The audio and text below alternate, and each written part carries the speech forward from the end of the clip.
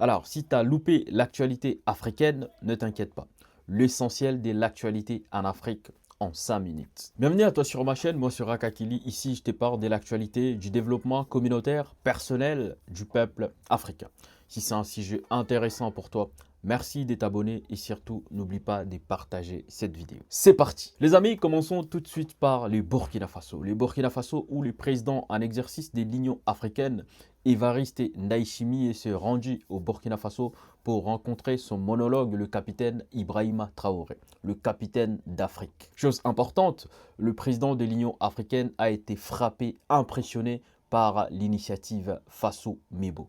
Il a tenu à saluer l'ensemble d'efforts du peuple burkinabé et surtout l'émergence du pays. Il a aussi dit qu'il va envoyer des émissaires au Burkina Faso pour prendre, en tout cas pour apprendre sur l'initiative Faso Mebo et ramener ça chez lui au Burundi. En grosso modo, il a envie de s'inspirer de l'initiative Faso Mebo pour ramener ça chez lui. Et dans tout ça, c'est qui gagne? C'est l'Afrique qui gagne. Le pays des hommes intègres continue à impressionner l'Afrique entière par leur intégrité. Et c'est très bien. L'actu numéro 2, les amis. En ce moment, en Afrique du Sud, il y a des manifestations. Les Sud-Africains noirs sont en train de chasser leurs frères africains noirs, que ce soit les Ougandais, les Zambiens, les Malawites, les Zimbabwéens, les Angolais.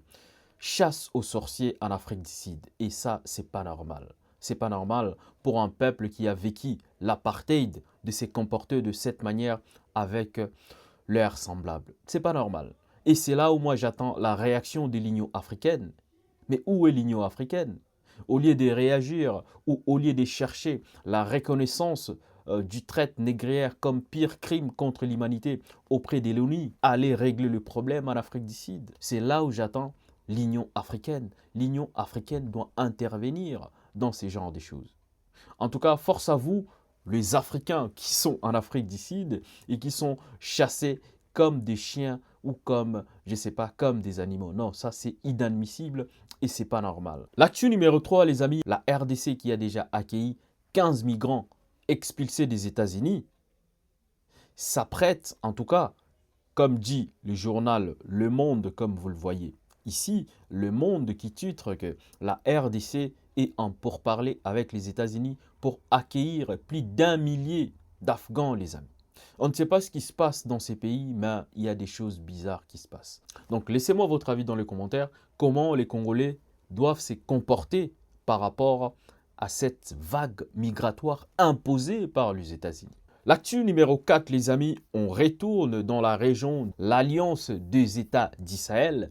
L'AES s'apprête à créer sa propre compagnie aérienne. Très bonne nouvelle.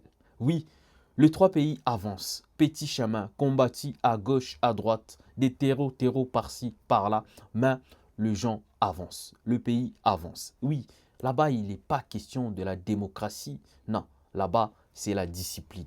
L'ordre et la discipline.